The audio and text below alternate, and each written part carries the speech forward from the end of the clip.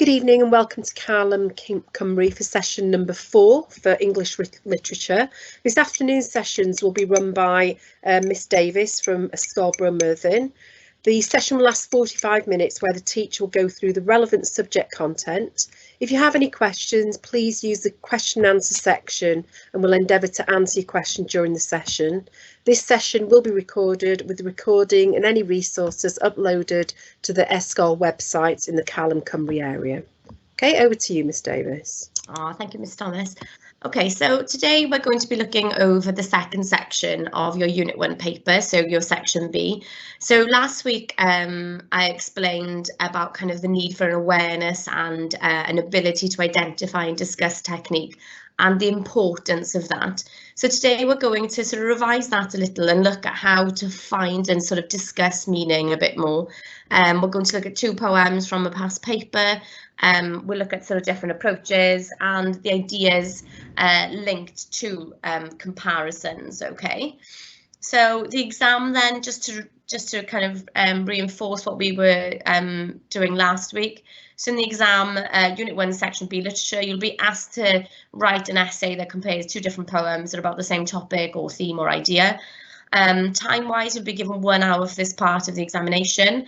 The poems are unseen because both you and your teachers won't know which poems could come up in the examination, so you won't be able to pre-prep the poems, essentially, okay? So they're not available in any anthologies or anything. There's no telling which poems will feature. Year on year, the poems will be changing, okay? So, but you'll be asked the same sort of question type every year. So here's one that we briefly looked at last week, okay? So we were looking at 2 poems, Ending and The Way We Live. Like I said, we'll go into these in a little bit more depth, and these are the ones that we're going to be focusing on. But notice how in the question you're told that both poets write about relationships and people's lives, okay? So the question states, write about both poems and their effect on you, show how they are similar and how they are different. But it states above that, both poets write about people's lives and relationships. So you're encouraged essentially then, okay, to consider both Ending and The Way We Live, okay, so the titles of both poems, okay, the content of both, and then look at how they're similar and how they are different, okay? So we're going to have a look at a bit of feedback from examiners on these 2 poems, okay? So you've got the majority of candidates understood the need to address the idea of comparison between both poems, okay? Some candidates mismanaged their time and limited their achievement as a result. So the mismanagement of time is something that you really need to be quite aware of, okay, quite mindful of. I did mention briefly last week the idea that sometimes what we have are candidates who overspend a little on Section A, so the majority of you probably will be doing of Mice and Men, so the Section A, the prose part of the paper, and then that has then a knock-on effect, quite a detrimental impact then on the amount of time you've got for your poetry, okay? So just ensuring that you are kind of getting your timings correct. It states in the examiner feedback that the better responses to Ending and The Way We Live focus on the nature of a breakdown of a relationship as a prime similarity. The first one, Ending, was generally better understood of the 2. Ending, many candidates engage well with the rhyming couplet lines and the idea of a contrast that was present throughout. Things like picking up on the simile choices and the imagery choices that are used in the poems. Very few candidates understood specific images. So here you've got the imagery of congealing chop, okay? So there was some misunderstanding and it was referred to as sudden movement. So the misreading was evident at times. And that tells you that if you're not sure about something, you know, if you can't really justify your ideas, if you can't support it, then maybe don't include it, okay? If you're not 100% sure, obviously poetry is open to interpretation, but there's interpretation and there's complete misreading or misunderstanding. So just be really careful with that. The longer poem on the page, The Way We Live, was the one that presented more difficulty for candidates, okay? The best responses showed quite a clear understanding of this notion, this idea of boredom and repetition that is being shown by the couple in the poem. There were some really perceptive answers that looked at imagery of theatre, the idea of tired lines and those being slumped in chairs. And some also were able to comment on the tone of the poem as being quite sad and melancholic and quite bitter. Okay, so the importance of tone is something that we discussed last week. So again, it's being reiterated and emphasised through the examiner feedback as well. So looking at comparisons then, the weaker candidates look for connections without supporting points with appropriate textual support. So what that means is when the candidates were finding connections, so links between both texts, okay, between both poems, they were just making generalized sort of statements, okay, sweeping statements, and there wasn't close analysis, there wasn't close reading, okay, and there were no quotations to back up what you're saying, okay. If you're making a statement saying both poems show okay, whatever idea, you must ensure that you have got something to substantiate it. You've got to make sure that you've got something to back that up. There was a lot, or too much really, discussion about titles, and that was commented by examiners, and they felt that they didn't need as much attention. Some of the weaker comparisons tended to focus on form and structure rather than meanings and ideas, and essentially, you know, what we've got then is candidates spending too long discussing things like rhymes or rhyme schemes, inaccurately possibly identifying some other devices such as enjambment and caesura. So maybe stay away from, if you're unsure, ideas of structure and how it's being constructed, and focus more on, you know, what is the poet trying to achieve, what message are they trying to put out there, what kind of ideas are they trying to kind of make us aware of as well, okay? And then what they noted as characteristics of a good response is that you look at both poems sort of quite evenly, okay, a coverage of both poems and a developed comparison of ideas, techniques and effects. The probing of subtext, so looking for hidden or implied meaning, a strong and developed focus on in images, language and effects, an effective discussion of meaning and sound textual support. So again, textual support using quotations to back up, to support your points. And then looking closely at individual words and phrases. So for both the higher tier and foundation tier paper, okay, some of you maybe sit in the foundation tier paper, whereas others maybe sit in the higher tier. So there is a slight difference. Where with the foundation tier, you will be given some extra kind of guidance and some bullet points, okay, just to help you structure your response a little bit better. And they're noted there on the slide, okay. So like I've said there, you're going to be advised to write about each poem either separately and then compare them, or you can make comparisons as you go along through the text, okay. But the commentary, the guidance you've got there with the foundation tier, you've got the content of the poems, you can consider sort of what are they about, the ideas they wanted us to think about, the mood or atmosphere, how they're written, and then your response to the poem, okay? So they're the key things really that they'd like to see, be it higher or foundation tier paper. So for both foundation and higher tiers, you should try and focus on the content, the ideas, mood and atmosphere, the important words and phrases that are present in the poems, the structure and punctuation, and your response to poems. So the content of the poems basically means like, what are they both about, okay? Ideas, you're thinking about whether there are any specific messages that the poet is trying to kind of convey. With mood and atmosphere, then you're considering whether if there's any tension maybe being presented. Is it going to be sort of happy, sad, intriguing, melancholic, that type of thing? When we're looking at the idea of important words and phrases, we're thinking about the use of as any parts of them of the poem stand out. It could be the poet's use of imagery, it could be simile choices, there could be maybe the use of repetition. So anything that strikes you or has a specific impact on you, that's where you'd bring up kind of words and phrases. And think about words and phrases that allow you to link to the question, okay, where you're looking at their relationships or their lives, okay. And then the idea of structure then, so think about the way that the poems have been kind of constructed or put together, think about if there's anything purposeful or anything particularly interesting, okay? And then obviously your response to the poem.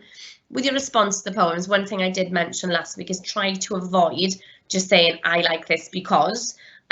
Try and consider it from like a poetic technique angle, and always make reference to the question instead of making just like sort of random statements which come across as possibly a little bit immature, where you say which one you prefer and why, okay? So revising your approach, okay, so again, it's remembering that you need to begin by carefully reading the poems, making notes of the annotation that we discussed last week, okay? Make sure that you read the poems once to get a good understanding, and then at least once or twice more when you're making points of analysis, and you're starting to kind of make your connections then between the texts. So we had a brief look at this last week as well, read through it.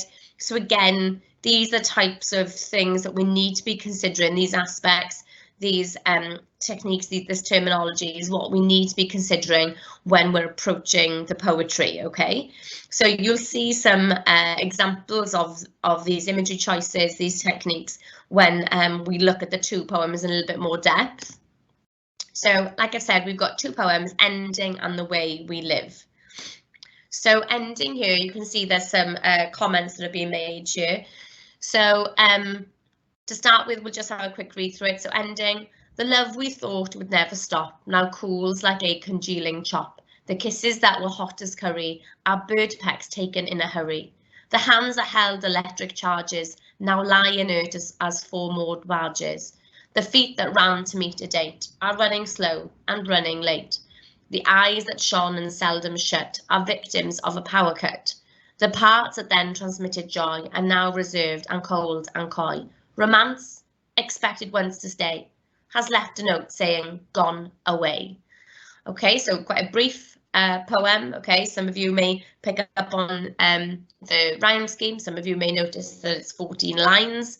Okay, so just briefly go through the points there. So if you just even look at the title, okay, so the choice of the wording of ending, it suggests an element of sort of finality. The dramatic noun choice reflects the close of something. The imagery choices then, we've got cools like a congealing chop. So suggests that it's what they or how they anticipated their relationship to be. The use of cools reflects the idea that there has been a significant change in feelings. The use of the alliteration, so alliterative phrasing in congealing chop, indicates the relationship may have turned sour or nasty, and the repeated C there emphasises how their hearts have maybe hardened. And then you've got the use of the simile hot as curry, which implies that the passion that was present in their relationship isn't there anymore. And obviously that coupled with the imagery a little bit later on, that it's now an inert relationship. So look at the adjective choice here, it shows that the desire and the excitement has gone. It reflects kind of the changes as their relationship has fizzled out, okay? We've got the use of running slow and running late. So echoes the previous lines, okay? A lack of longing is evident here. And you've got the use of the juxtaposition of the imagery of then and now. And that makes that really powerful, because this poem is all about the idea of then and now.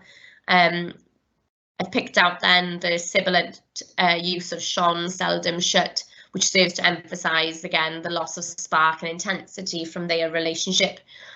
Notice how the changes between past and present, the past and present tense seem to demonstrate the significant changes there in their relationship, how it was then and how it is now. Got phrasing choices, or the metaphoric phrasing of the eyes that shone and seldom shut are victims of a power cut. So the victims here suggest that there's been some suffering. They're possibly quite emotionally scarred or injured as a result of the deterioration in their relationship. Notice how romance expected once to stay has left a note saying gone away. So personifies romance a little as though it is sort of human and capable of transferring these notes and transferring these messages. And you've got this sense of like the use of the oxymoron or the oxymoronic images of the past relationship in comparison to the present. So a few points I've noted, okay, on structure and form. So like I said, some of you may have noticed that this particular poem has been put together in 14 lines. Okay, so 14 lines traditionally would be a sonnet, okay, but this particular poet has chosen to write his poem in a sort of mock sonnet form, because obviously we know that, you know, stereotypically a sonnet would be typically associated with love poetry, and in writing in 14 lines, what the poet is choosing to do is to imitate that and put it kind of a different twist on it to achieve a certain impact from readers, okay. And then obviously he uses the use of those rhyming couplets, okay, so use of the rhyme there to kind of speed up the tempo or the pace, or you can say the cadence, and add a sense of real fluency to his argument. So I've picked out a few points here for the way we live as well. So briefly read through the poem initially. So the way we live.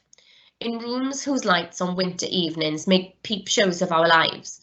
Behind each window, a stage so cluttered up with props and furniture, it's not surprising we make a mess of what began so simply with, I love you. Look at us. Some slumped in chairs and hardly ever speaking, and others mouthing the same tired lines to ears that long ago stopped listening.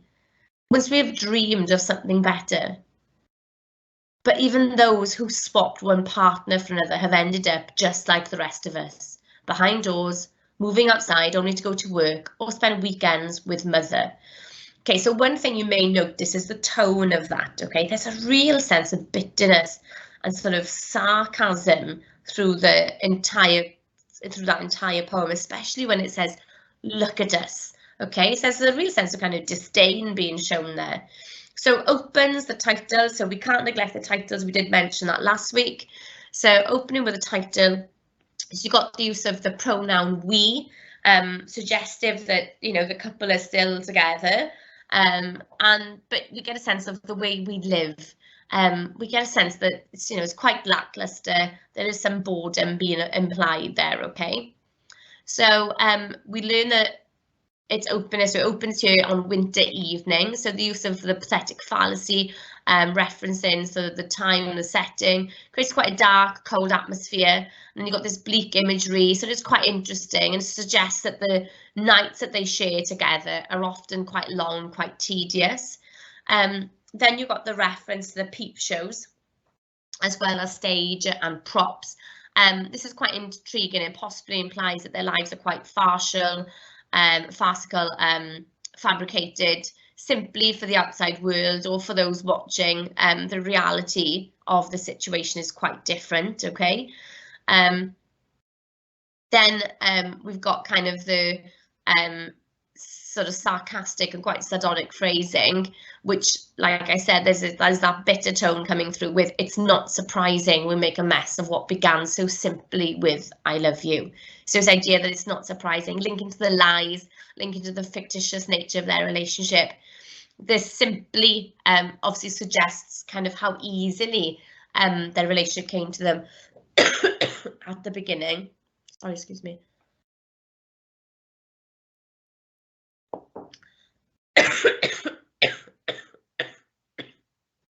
And how it's changed quite drastically over time. And then it continues then with some slumped in chairs. So the some slumped in chairs, and then you got the phrasing of others, suggests that this isn't one specific relationship, but the poet is actually here not looking at just one couple, one relationship. What the poet is trying to do is really capitalize on the sort of monotony and the repetitive nature that impacts a vast number of people over time in their kind of individual relationships. So this isn't just one relationship she's commenting on here, okay? Then you've got the reference to the tired lines and the stop listening, which suggests an element of exhaustion, a sense of fatigue when referencing the situation of their relationship. And there's a real struggle and a sense of difficulty is clearly shown. The mention of them dreaming of something better suggests that a number of relationships, someone is often unhappy and unsettled, and they believe that there is more for them in life. the poet suggested this view is misguided and they've just ended up like the rest of us. So you get that kind of suggestion of like, you know, they think the grass is greener, but the reality is that, you know, everyone's kind of end relationship is the same. Sorry, excuse me. And the final lines then capitalize the poet's message.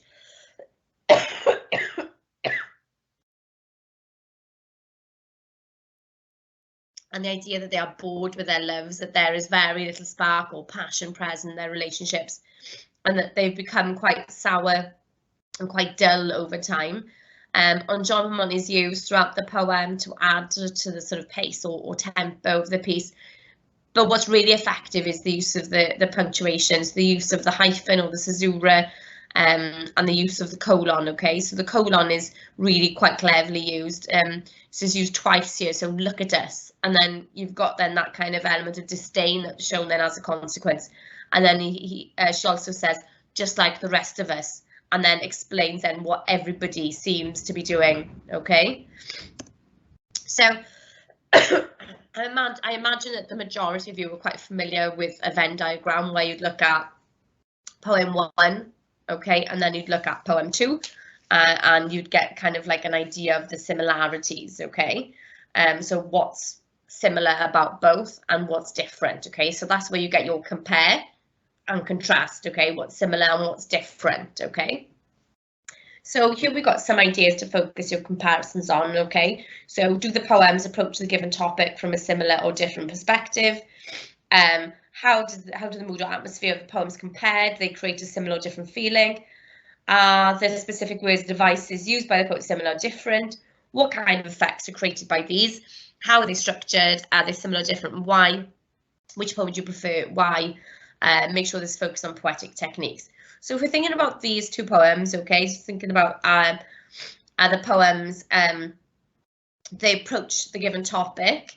So even if we just think, looking at this first bullet point of the titles of both, okay, they both hold some significance when it comes to the attitudes that are being expressed. So ending, like I've said, sort of suggests an element of finality, and the imagery of death or something being completely over is what's being presented there. Whereas then the way we live suggests that they are sort of simply tolerating their lives and their relationships. They've accepted their lives is the impression that is given, okay? So although ending shows a close to a relationship, we get a sense that it may still be ongoing, and it's simply the passion or spark that has gone away. So here we've got a number of different sort of connections and links that are being made, okay, just looking at the titles, okay, and linking the titles to the topic, okay. The way we live too tries to capitalize on the fact that a relationship is dying due to kind of like a lack of excitement or conversation. So both really seem to be focusing on this specific angle, okay. If we move on then to the second bullet point, so the mood and atmosphere. So the mood and atmosphere and ending really does seem to express a sense or tone of regret or remorse.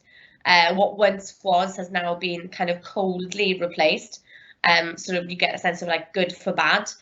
The passionless mood and atmosphere that's shown in ending is also shown in the way we live, where the poet suggests that bitterness and contempt and boredom have also replaced how they once felt about each other. So again, notice how when I was reading those out, okay, I'm making those connections and those links between texts. And then if we look at the third bullet point, so in the annotations, okay, so looking at specific words and devices. So in the annotation on the slides that we've just been through, remembering you'll have obviously a copy of them, you can see that a number of words or phrases have been selected for both, which contribute to the impact that the poet was happy to achieve. So both, we'd say through negative phrasing choices such as cold, inert, reserved, congealing, and then you get a sense from the other poem then, The Way We Live, there's the reference to make a mess, tired lines, stop listening and hardly ever speaking. So you've got the use of the kind of negative phrasing, and they all reflect that idea of bitterness and this real element of regret in relation to their kind of respective lives or their respective relationships, okay? Structure, you've got some real obvious differences when you just look at them on the page, essentially, okay? So you've got, it's clear that obviously both have attempted to ensure their poems are quite fast-paced, okay? Both have used tempo to possibly kind of highlight how their relationships have quickly vanished or quickly diminished.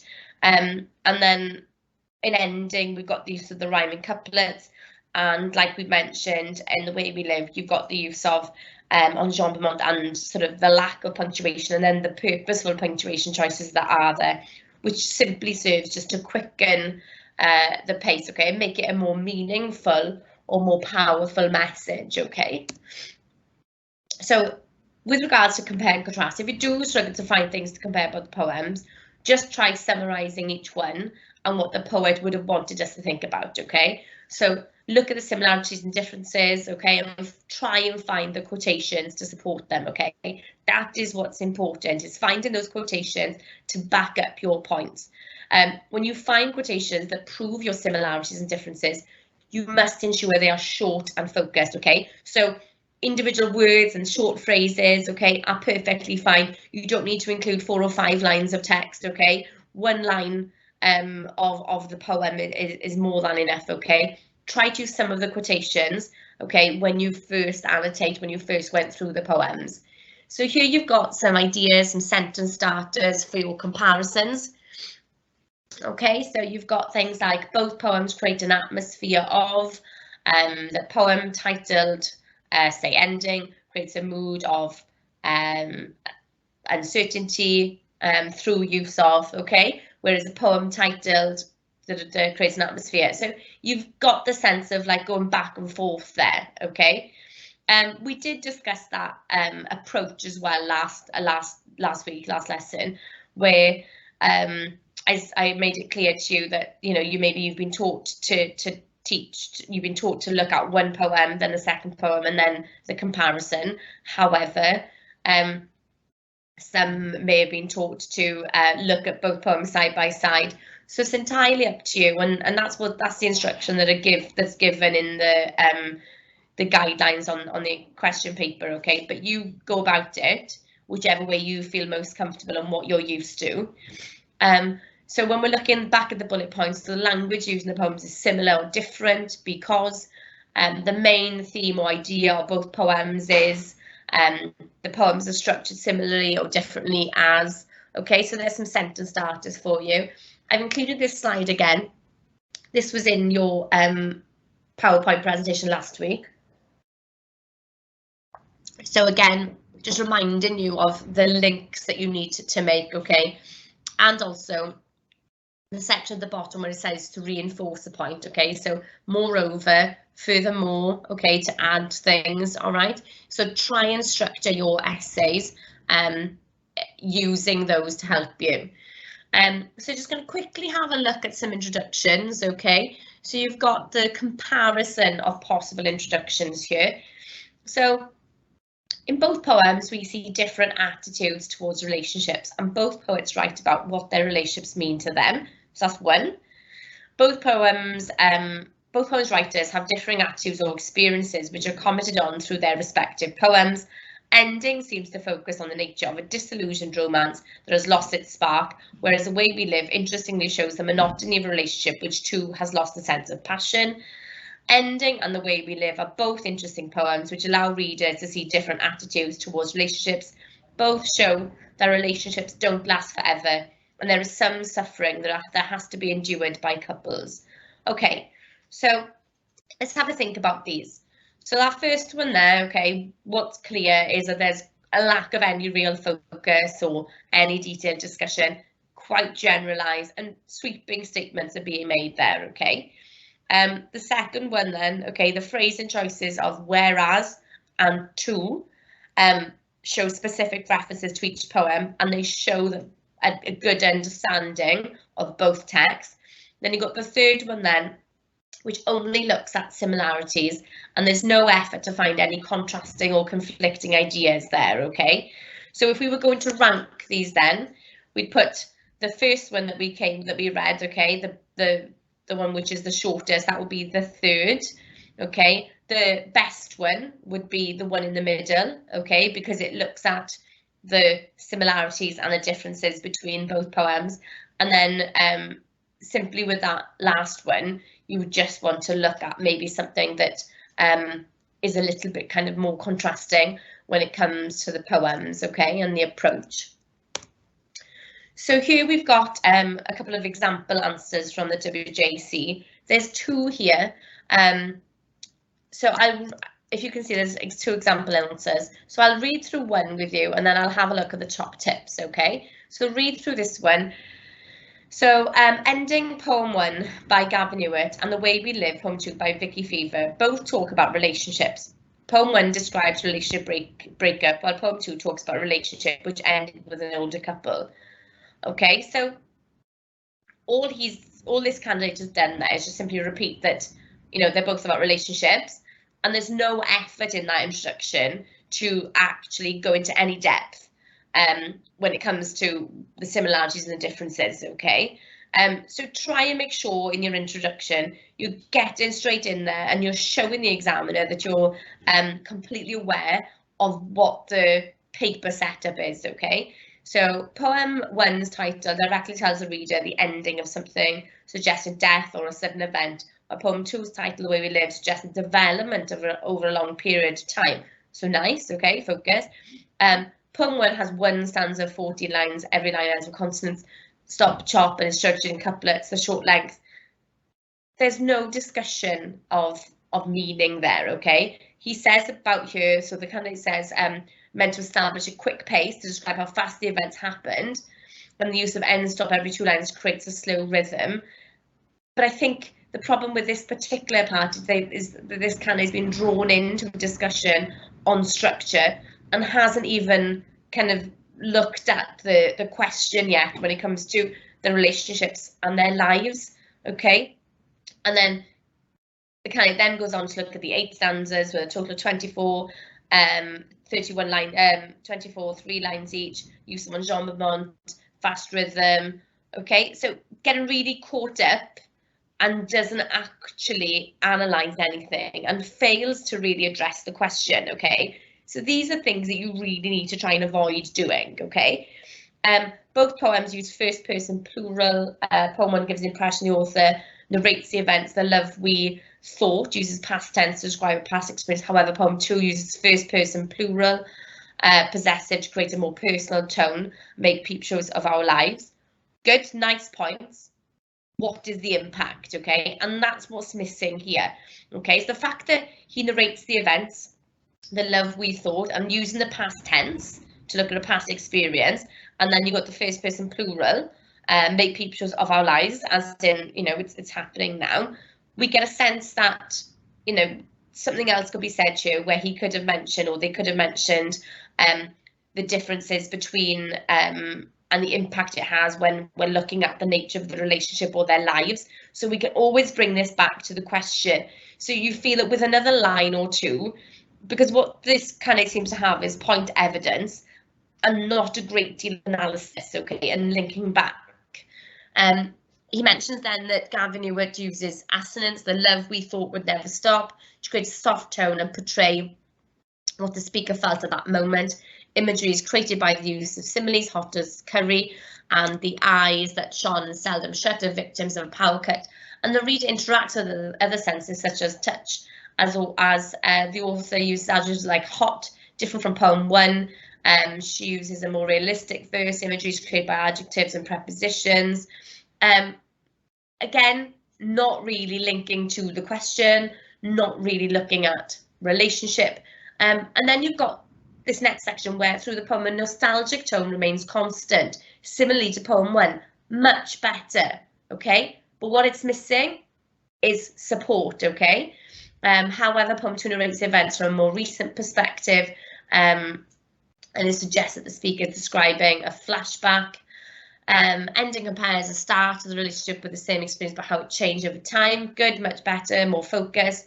The parts that then transmitted joy are now reserved and cold and coy. Described how the lovers became distant, and the last line has left a note saying gone away. Brings the reader to the actual state of the writer, also indirectly describing the end of the relationship throughout the poem. Okay, much better.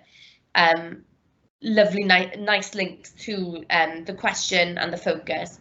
In contrast to poem 1, poem 2 tells the reader the thoughts about an old woman, about the start of her relationship. We make a mess of what began so simply with I love you. We don't necessarily know it is an old woman. And then finishes with the same tide lines, 2 years that long ago stopped listening, as with old age comes a difficulty to hear. So at the end there goes a little bit off track, okay, but there is this little section in the middle that sort of saves that answer. But one thing we need to take from this particular example is the fact that this particular candidate has failed to directly address the question throughout. So there's this need to consistently address the question, okay?